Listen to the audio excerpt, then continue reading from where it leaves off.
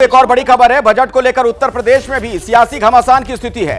अखिलेश यादव ने नाउमीदी वाला बजट इसे बता दिया। आम लोगों के लिए कुछ भी नहीं, ये कह रहे हैं अखिलेश यादव। जबकि केशव मौर्य ने कहा कि अखिलेश को दृष्टि दोष है। हर भारतीय की आशा पूरी हुई, यह कहना है मुख्यमंत्री योगी आदित्यनाथ का। तो विपक्ष के नेता का जो बयान कि नाउमीदी वाला बजट, लेकिन जो सत्ता पक्ष के लोग हैं इस बजट को बेहतरीन बता रहे हैं। 140 करोड़ भारतवासियों की आशा, आकांक्षा और अमृत काल के संकल्पों को पूरा करने वाला सिद्ध होगा। ये बजट नाउमीदी का है। इस सरकार ने बेरोजगारी बढ़ाई है। देखिए, श्री अखिलेश यादव जी को दृष्टि दोष है। तीसरी बार मोदी सरकार के बाद का बजट शानदार है, जानदार है, जोरदार है।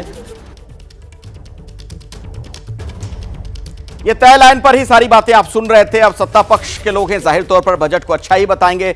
विपक्ष के जो लोग हैं आलोचना करेंगे। बहरहाल कुछ जानकारियां आपके लिए। विकसित भारत वाले बजट का फोकस किन मुद्दों पर फोकस ज्यादा नजर आ रहा है, किन सेक्टर्स को ध्यान में रखा गया है, वो आप जरा समझिए। इन आंकड़ों की जुबानी हम आपको बता रहे हैं। गरीबी पर बहुत फोकस है, कैसे गरीबों का कल्याण हो, महिलाओं का कैसे कल्याण हो, उनके लिए योजनाओं पर फोकस है। युवाओं पर भी फोकस कि उनके लिए नौकरियों के अवसर कैसे पैदा हो। अन्नदाता यानी किसान को लेकर भी इसमें बहुत कुछ सोचा गया है। यानी विकसित भारत का अगर रोड मैप तैयार करना है तो उसके लिए ये चारों कंपोनेंट जो हैं ये बहुत जरूरी हैं और सरकार का इस पर फोकस नजर आता है। संजय त्रिपाठी के पास मैं आपको लिए चलता हूं। लखनऊ से हमारे साथ मौजूद है हमारे सहयोगी संजय।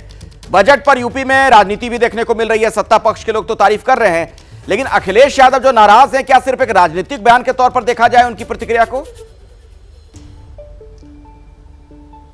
देखिए, सत्ता पक्ष तो हमेशा अपनी घोषणाओं को बेहतर ही बताएगा, अच्छा ही बताएगा। लेकिन चूंकि इस बार 2024 में विपक्ष मजबूती से आया है, अखिलेश यादव ने अप्रत्याशित रूप से प्रदर्शन किया है, तो उनके और उनकी पार्टी के हौसले बढ़े हुए हैं।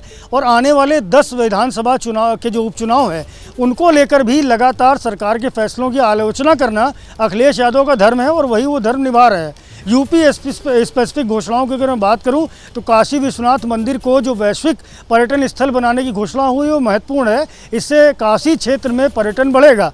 लेकिन ओवरऑल अगर देखें अखिलेश, तो पूरा का पूरा जो उत्तर प्रदेश है वो देश में सबसे बड़ी आबादी वाला राज्य है। तो जितनी भी घोषणाएं बजट में हुई हैं, चाहे वो कर्मचारियों से जुड़ी हुई हों, चाहे वो किसानों से जुड़ी हुई हों, चाहे वो महिलाओं से जुड़ी हुई हों, उन सभी के सबसे ज़्यादा जो लाभार्थी होंगे वो निश्चित रूप से उत्तर प्रदेश में होंगे। हालांकि विपक्ष ये लगातार कह रहा है कि ऐसा कुछ हुआ ही नहीं है जिसको हम गिना सकें।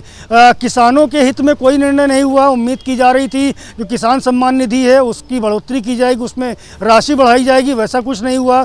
जो नेचुरल फार्मिंग की बात की गई है वो कहा गया चंद बड़े जो काश्तकार हैं, जो बड़े किसान हैं, उनको ही लाभ पहुँचाने के लिए ये स्कीम लाई गई है। साथ ही साथ भ्रष्टाचार की आशंका को भी जताते हुए विपक्ष ने अपनी प्रतिक्रिया दी है। लेकिन वहीं सत्ता पक्ष और मुख्यमंत्री योगी आदित्यनाथ ने इसे साफ तौर पर राम राज लाने वाला बजट करार दिया है। उन्होंने कहा था इस बजट से न केवल रोजगार बढ़ेंगे बल्कि जितने भी क्षेत्र हैं, चाहे वो कृषि हो, चाहे वो उद्योग हो, चाहे वो शिक्षा हो, सभी क्षेत्रों में विकास देखने को मिलेगा और सुनहरा भविष्य देखने को मिलेगा।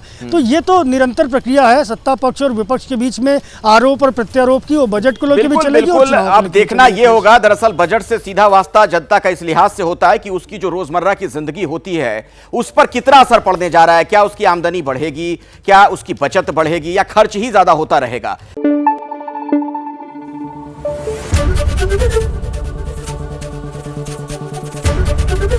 एबीपी न्यूज आपको रखे आगे।